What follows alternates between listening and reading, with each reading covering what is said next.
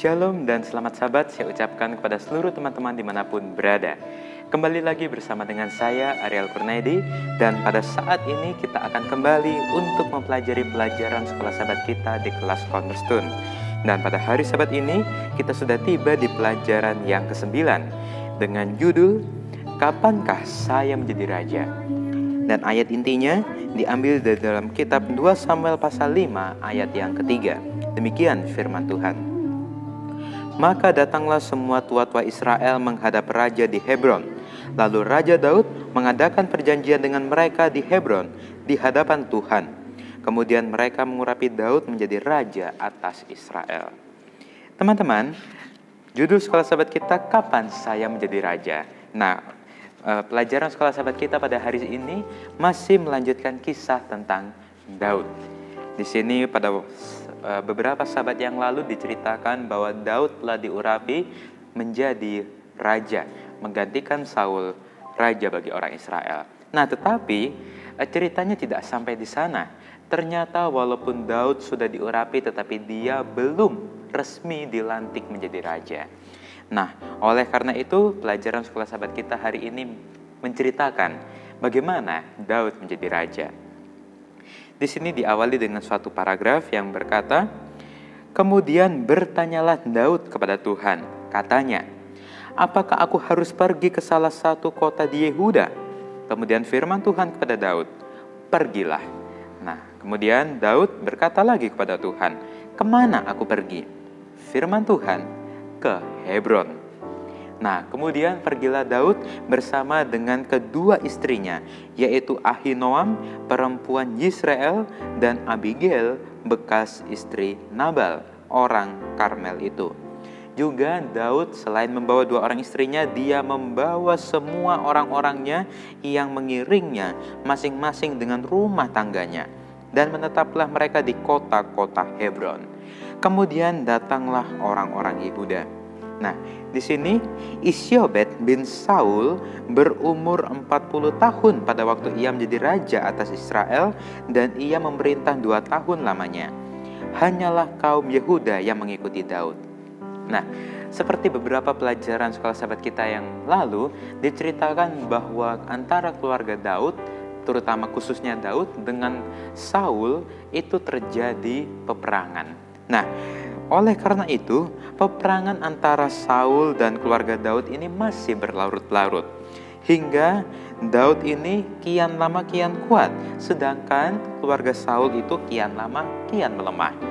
Nah, sementara itu berundinglah Abner dengan para tua-tua Israel, katanya, telah lama kamu menghendaki Daud menjadi raja atas kamu. Maka sekarang bertindaklah, sebab Tuhan sudah berfirman tentang Daud demikian. Dengan perantaraan hambaku Daud, aku akan menyelamatkan umatku Israel dari tangan orang Filistin dan dari tangan semua musuhnya. Kemudian Abner ini berbicara dengan orang dari Benyamin. Pula Abner ini pergi membicarakan dengan Daud di Hebron segala yang sudah dipandang baik oleh orang Israel dan oleh seluruh kaum Benyamin.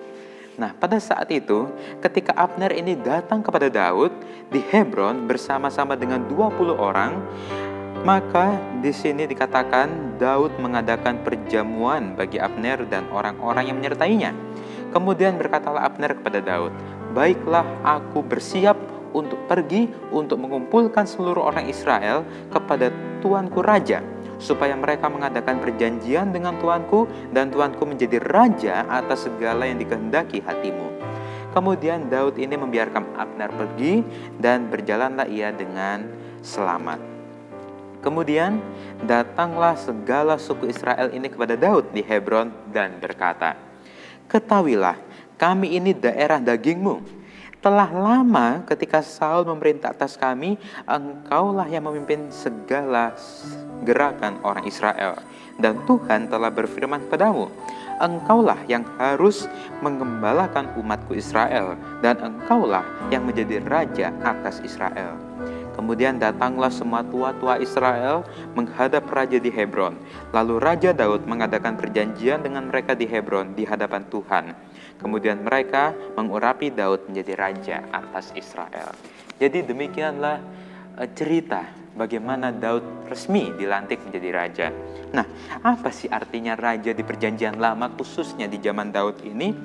Ternyata teman-teman, seorang raja pada saat itu jauh dari sekedar seorang kepala negara atau bahkan lebih berkuasa daripada seorang presiden atau perdana menteri pada saat sekarang ini. Jadi seorang raja pada saat itu sangat dihormati, sangat tinggi jabatannya, sangat berkuasa. Nah, oleh karena itu sudah lama Daud ini diurapi oleh Samuel tetapi tidak juga dilantik menjadi raja. Nah, apa pelajaran yang bisa kita ambil pada hari Sabat ini?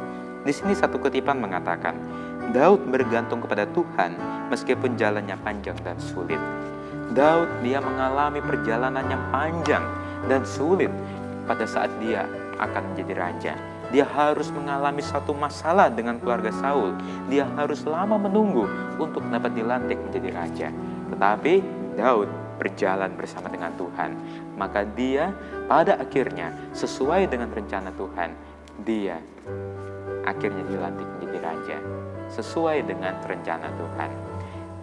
Terkadang kita mungkin memiliki suatu keinginan, memiliki suatu kerinduan yang sudah lama kita inginkan, tetapi belum juga tercapai atau belum juga terlaksanakan hingga saat ini. Tetapi teman-teman, melalui kisah Daud pada hari ini, kita diingatkan bahwa kita harus berjalan bersama Tuhan. Maka Tuhan akan menyediakan satu saat yang tepat, yang pas untuk menjawab atas kerinduan kita itu sesuai dengan rencana Tuhan. Dan kita yakin bahwa rencana Tuhan itu adalah yang terbaik bagi kita. Inilah video Sekolah Sabat kita pada hari Sabat ini. Dan kalau teman-teman semua suka, silahkan untuk di like videonya. Dan juga jangan lupa untuk komen di bawah. Dan yang belum subscribe, saya ingatkan untuk di subscribe. Dan jangan lupa untuk dinyalakan tombol loncengnya. Serta share video ini ke seluruh sosial media. Inilah video Sabat ini. Sampai bertemu lagi. Tuhan memberkati.